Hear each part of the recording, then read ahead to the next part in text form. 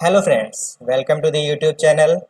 आज हम शुरू करेंगे क्लास 11th की अकाउंटेंसी, जिसका पहला चैप्टर है इंट्रोडक्शन टू अकाउंटिंग। ये चैप्टर आप लोगों के लिए बिल्कुल नया है। चैप्टर क्या है, ये सब्जेक्ट ही आप लोगों के लिए बिल्कुल नया है। तो ये पहला चैप्टर हमारे बेस बनाने के लिए बहुत ज़्यादा इंपॉर्टेंट है, तो इसे हम ध्यान से पढ़ेंगे। तो हमारा सबसे पहला टॉपिक है कि व्हाट इज़ अकाउंटिंग। हम किसी भी चीज़ को समझने के लिए सबसे पहले हमें समझना होता है कि वो चीज़ है क्या। तो अगर हम नॉर्मल बोलें तो accounting is language of business. अब हम इसे लैंग्वेज ऑफ बिजनेस क्यों बोल रहे हैं? जैसे हम अपनी भावनाओं को व्यक्त करने के लिए, अपनी कोई बात बताने के लिए हम किसका यूज़ करते हैं? हम हिंदी का यूज़ करते हैं या इंग्लिश का यूज़ करते हैं, जो कि लैंग्वेज है। लेकिन लेट्स, हमने एक बिजनेस ओपन किया, उसमें प्रॉफिट हो रहा है या फिर लॉस हो रहा है, उसे हमें ग्रो करना है या स्टॉप करना है, तो ये हम कैसे समझेंगे? ये हमें बिजनेस खुद तो बताएगा नहीं आके, तो हम इसे समझेंगे अकाउंटिंग के थ्रू। तो इसीलिए accounting is language of business. इसे आगे हम और समझेंगे। अब हम आगे बढ़ते हैं, तो इसके कुछ करेक्टरिस्टिक्स को समझते हैं, जिससे हमें अकाउंटिंग को समझने में और हेल्प मिलेगी। तो इसे करेक्टरिस्टिक्स भी बोल सकते हैं या फिर हम इसे स्टेप्स भी बोल सकते हैं। तो हमारा पहला स्टेप है identification of financial transactions and events.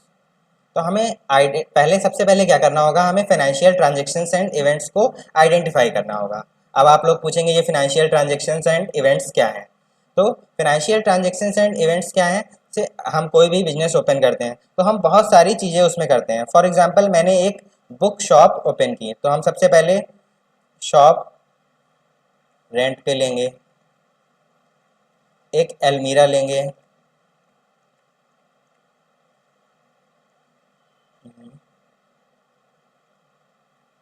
Tell to people about shop. Let's take example की purchase vegetable for home. Okay, तो ये चार ट्रांजेक्शन्स हैं, ये चीज़ें हमने की। तो अब हम इसे आइडेंटिफाई करेंगे कि हमारे बिजनेस से रिलेटेड क्या है। तो यहाँ पर हमारे मेन दो पॉइंट रहते हैं।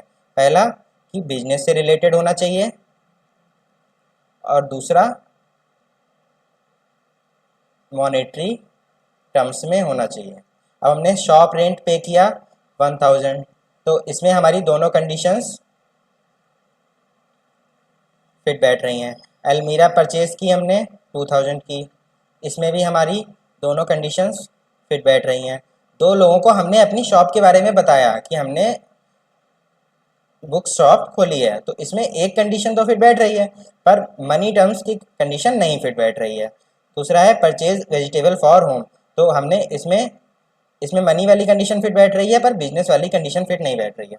तो हमें ये आइडेंटिफाई करना है जिसमें दोनों कंडीशंस फिट हो बैठ रही हों। तो हमारे पास हो गई शॉप हमने रेंट पे ली है और मेरा परचेज की, ये हमारे हो गए फिनेंशियल ट्रांजेक्शन। तो सबसे पहले हमें आइडेंटिफाई करना है कि फिनेंशियल ट्रांजेक्शन्स हैं क्या। अब सेकेंड पॉइंट पे आते हैं, मीजरिंग दी आइडेंटिफाइड ट्रांजेक्शन। अब हमने ट्रांजेक्शन को आइडेंटिफाई कर लिया, लेकिन हम उसे मीज़र करने के लिए कोई यूनिट चाहिए होती है। जैसे हम मिल्क को मीज़र करते हैं लीटर में, वैसे ही हम फिनेंशियल ट्रांजेक्शन्स को मीज़र करेंगे मनी में। तो यहाँ पर अगर हम देखें तो शॉप रेंट हमने जैसे जो 1000 पे किया यही है, और अलमीरा परचेज की 2000 में, तो ये हमारा मीजरिंग द आइडेंटिफाइड ट्रांजेक्शन हो गया। अब हम तीसरे पॉइंट पे बढ़ते हैं, रिकॉर्डिंग। अब हमने फाइनेंशियल ट्रांजेक्शन्स आइडेंटिफाई कर लिए, उसे मनी में मीज़र भी कर लिया। अब हमारे पास आता है कि हम उससे अब क्या हम याद रखेंगे? अब ऐसे इसमें तो दो ट्रांजेक्शन्स हैं। अब हम बड़े ऑर्गेनाइजेशंस में जाएंगे तो 100 ट्रांजेक्शन, 150 ट्रांजेक्शन, 1000 ट्रांजेक्शन होते हैं, सबको याद तो रखेंगे नहीं, तो हम उन्हें कहीं रिकॉर्ड कर लेंगे। अब कहीं का मतलब क्या है? हम जेब में पेन लेके नहीं घूमेंगे कि कहीं भी गया और रिकॉर्ड कर लिया। हम इसके लिए एक अकाउंट में बेसिक बुक होती है, जिसे हम बोलते हैं जर्नल, जिसमें हम डेट वाइज सारे ट्रांजेक्शन्स रिकॉर्ड कर लेंगे। तो अब हमारे पास एक रिकॉर्डिंग हो गई। अब इसमें क्या होगा? अब हमने शॉप रेंट लिया, अलमीरा परचेज की, बुक परचेज की, बुक सेल की, तो सारे ट्रांजेक्शन्स एक उसमें आ गए। लेकिन अब इसमें क्या होगा? हम कंफ्यूज हो जाएंगे। तो हम इसका अगला स्टेप क्या करते हैं? क्लासीफाई। अब हम जर्नल से according to nature of transaction, जैसे अलमीरा के ट्रांजेक्शन एक जगह रख लिए, रेंट के ट्रांजेक्शन एक जगह, तो इसे हम जर्नल से लेजर में पोस्ट करते हैं। ये हमारा हो गया दूसरा लेजर। इंडिविजुअल अकाउंट्स होते हैं। अब इंडिविजुअल अकाउंट्स हो गए, अब हमारे पास एक क्लासिफिकेशन हो गया ट्रांजेक्शन्स का। अब हमारा स्टेप आता है कि अब हम उससे इंफॉर्मेशन कैसे निकालें। तो हमारा तीसरा स्टेप है समराइज, पाँचवा स्टेप है समराइजिंग। तो हम समराइज करते हैं। समराइज हम किस में करते हैं? प्रॉफिट एंड लॉस में, जिससे हमें ये पता चलता है कि वो प्रॉफिट में है या लॉस में है। दूसरा बैलेंस शीट, जिससे हमें बिजनेस की पोजीशन पता चलती है। ठीक है, अब हमारे पास एक रिपोर्ट आ गई जिसे हम फाइनेंस, इन रिपोर्ट्स को हम क्या बोलते हैं? फाइनल अकाउंट और फाइनेंशियल स्टेटमेंट। तो अब हमारे पास एक रिपोर्ट आ गई। अब जो हम होंगे, हम पहले उसे एनालाइज करेंगे कि इसमें क्या आया है, हमें बिजनेस को आगे बढ़ाना चाहिए या फिर रोक देना चाहिए या फिर हमें और इन्वेस्ट करना चाहिए। तो हम एक ये इंटरनल एनालिसिस करेंगे, जिससे जो, और फिर इसके बाद इन रिपोर्ट्स को हम यूज़र्स को कम्युनिकेट कर देंगे। अब यूज़र्स कौन होते हैं, ये इसे हम आगे की क्लासेस में प्रॉपरली समझेंगे। तो ये एक हो गया हमारे कैरेक्टरिस्टिक्स, जिसमें हमारा प्रॉपर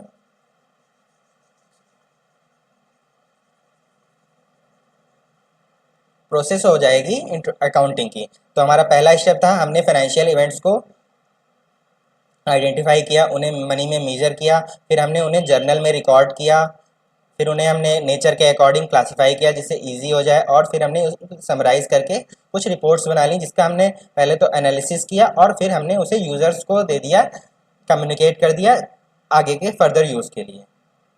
इसे हम एक एग्जाम्पल से समझेंगे, जिसे हमें, ये एक बेसिक अकाउंटिंग हो गई। इसे हम आगे एक एग्जाम्पल से समझेंगे जो हमें याद रहेगा। लेट्स टेक, देयर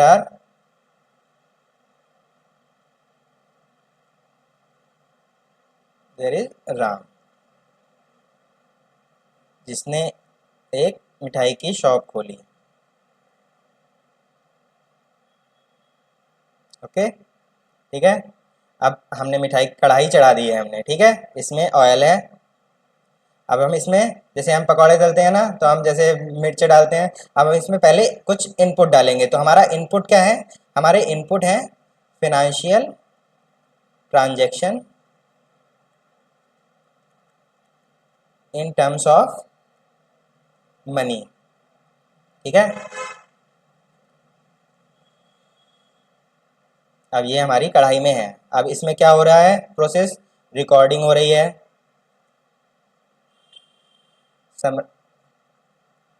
क्लासिफाइंग हो रहा है एंड समराइजिंग। हमारी गरम गरम रिपोर्ट्स तैयार हो गई।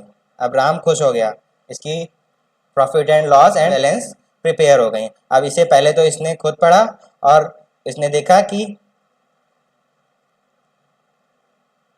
दो लोग दुकान पे और खड़े हैं जिन्हें ये रिपोर्ट्स चाहिए हैं। फिर इसने अपने आप देखा बढ़िया गरम गरम बढ़िया रिपोर्ट्स तैयार हो गई हैं। फिर इसने एनालाइज करके इन यूज़र्स को ये चीज़ कम्युनिकेट कर दी। तो ये है हमारी अकाउंटिंग प्रोसेस।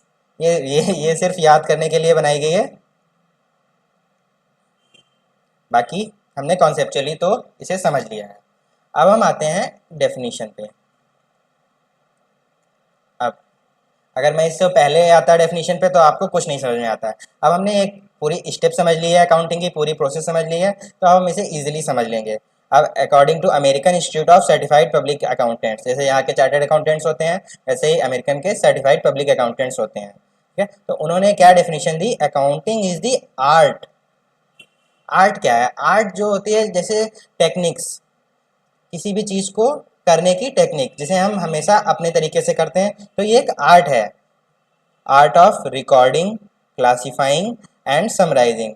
हमने पढ़ा था, वहाँ पे 3 स्टेप थे कि हमने पहले रिकॉर्ड किया, क्लासीफाइंग, उसे क्लासीफाई किया और उसे एक रिपोर्ट्स में समराइज किया इन सिग्निफिकेंट मैनर।